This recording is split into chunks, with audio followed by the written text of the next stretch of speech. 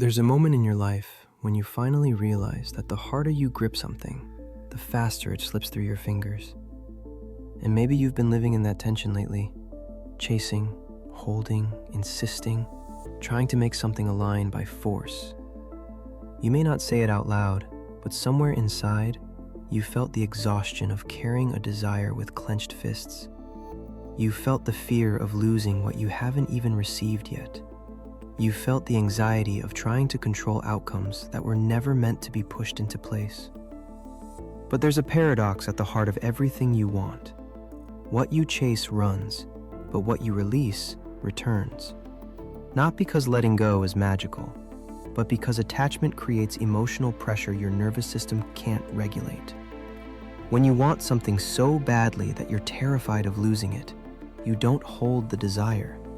The desire holds you. It tightens your chest. It narrows your vision. It distorts your intuition. It becomes magnetic in the wrong direction. And yet, the moment you loosen the grip, something shifts. Not outside, inside. Your nervous system exhales. Your mind stops catastrophizing. Your intuition, no longer drowned out by fear, begins to guide you. And suddenly, the thing you thought required force begins to move toward you with ease. It's not coincidence, it's coherence. Maybe you've been feeling this internal tug of war recently. One part of you wants to move forward, while another part is desperately clinging to what's familiar.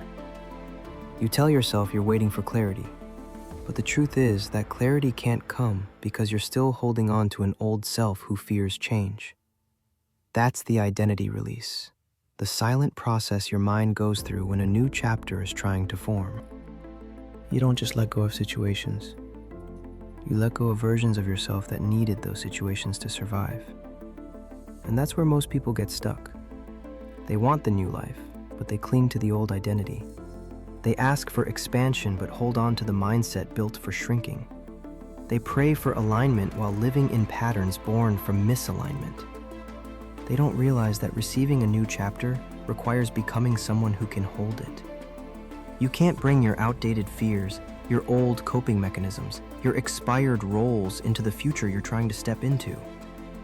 If you've been feeling like certain opportunities won't stick, if relationships feel heavier than they used to, if you can sense yourself outgrowing environments that once felt like home, that's because your identity is losing its grip on who you used to be.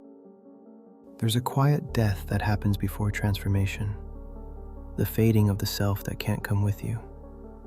And it often feels like confusion, like exhaustion, like everything's slipping at once. But it's not collapse, it's clearing. Look at your energy lately. Notice where it's been leaking. Overthinking has become a full-time job. You replay conversations, chase answers, try to predict outcomes, carry emotions that don't belong to you. And every time you pour energy into something that doesn't want to stay, you weaken your own alignment. It's not the situation draining you. It's the resistance, the trying, the forcing, the holding. When you stop bleeding energy into what doesn't reciprocate, something miraculous happens. Your clarity returns. Your intuition wakes up. Your body relaxes. Emotional space opens. And life, for the first time in a long time, starts to flow again. Not because you tried harder, but because you finally stopped trying to revive what was already gone. Most people don't realize how much of their suffering comes from the illusion of control. The mind hates uncertainty, so it builds mental cages to protect you. Scripts, expectations, timelines, stories about how things must unfold. But those cages become prisons. They suffocate possibility. They prevent unexpected blessings because they only allow outcomes that fit your current level of fear. You can't manifest newness inside a prison. Even if the door is open, fear keeps you sitting inside, convincing you it's safer there. Letting go doesn't mean doing nothing. It means releasing your grip on how you think life should unfold so you can actually experience how it wants to unfold. You stop forcing and suddenly, life stops resisting. And ironically, the moment you stop needing something, you become the version of yourself who can actually receive it.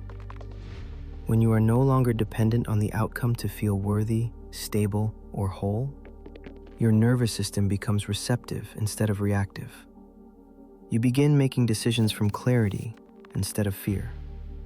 You stop chasing people who can't meet you. You stop begging life to give you what you already have within yourself.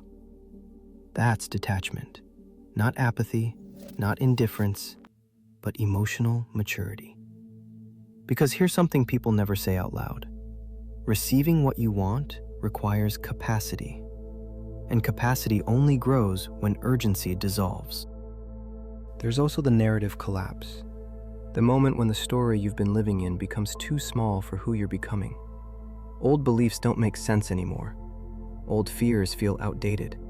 Old roles feel suffocating. When the narrative dissolves, it feels like losing control, like losing direction, like losing yourself. But look closer. You're not losing yourself. You're meeting yourself without the old storyline attached. And this is when synchronicity shows up, not as magic, but as timing, as alignment, as psychological readiness. You'll notice patterns appearing the moment your internal resistance weakens. Letting go is not passive. It's permission. It's the quiet moment when you stop standing in your own way. What you want isn't delayed. It's waiting for the moment you finally have the space to hold it. You are closer than you think, closer than you've ever been. And whether you realize it or not, the shift has already begun. There comes a moment when you finally feel the space that opens inside you after letting go of what you once held so tightly. At first, the emptiness feels uncomfortable, almost wrong, because you've spent so long filling your inner world with fear, urgency, expectations, and the need to control outcomes. Letting go leaves a gap, and your mind interprets that gap as loss. But what you're experiencing isn't loss. It's capacity. For the first time in a long time, your energy isn't leaking into fear-based narratives or chasing outcomes that were never aligned with your path.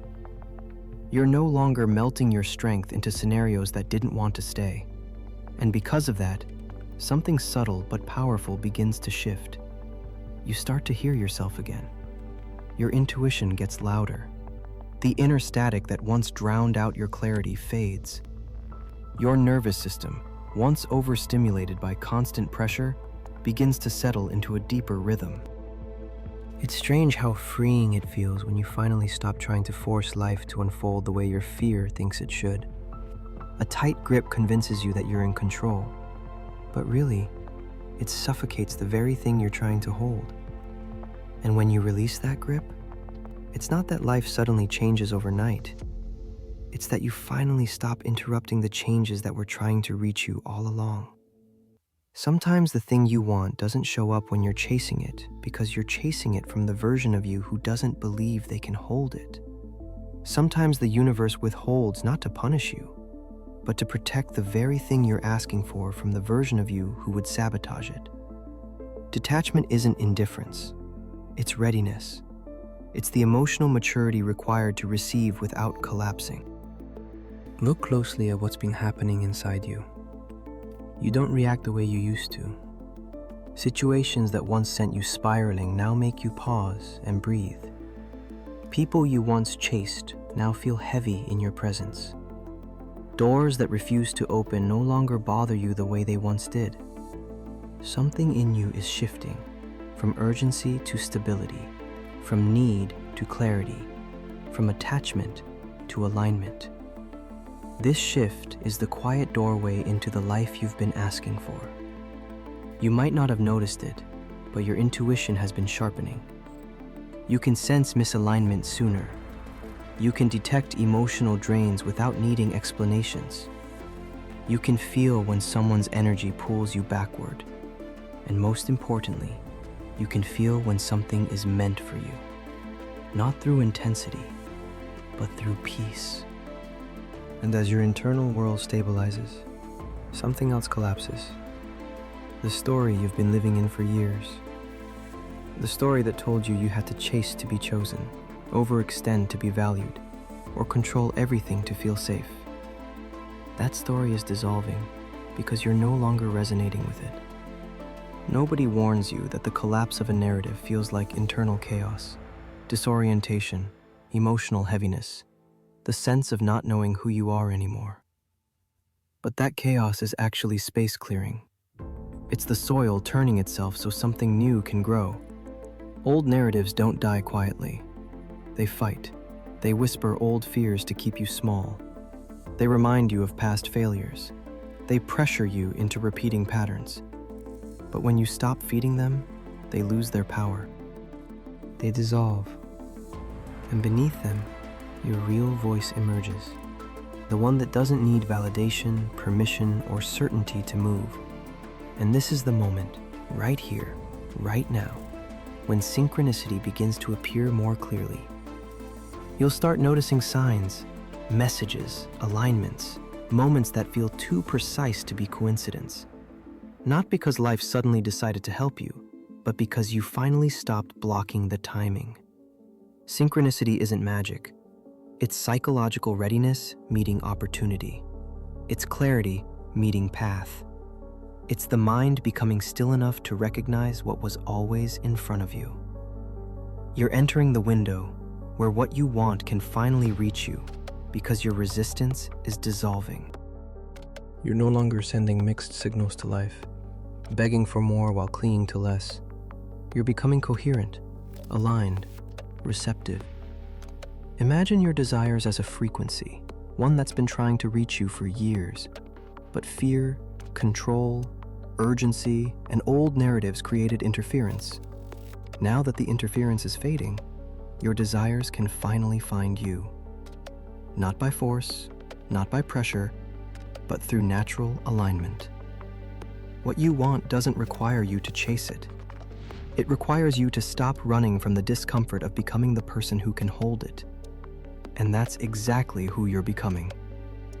Look at how you've changed. You don't tolerate what drains you the way you used to. You don't abandon yourself to keep someone else comfortable. You don't ignore your intuition when something feels off. You don't hide your truth to maintain peace that isn't real.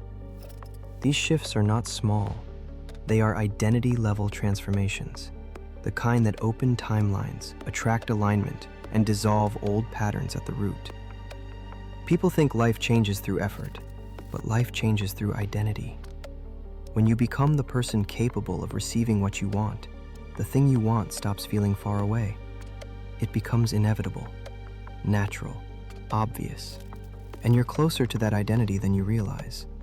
There's a moment in every transformation when you feel almost detached from who you used to be, not because you fully stepped into the new you, but because the old version no longer feels like home. If this resonated, if something in you feels seen, if you can sense the shift unfolding inside you, leave a comment saying, "I release the old story." Not as a ritual, not as a performance, but as a recognition that you finally stopped blocking what has been trying to reach you for years.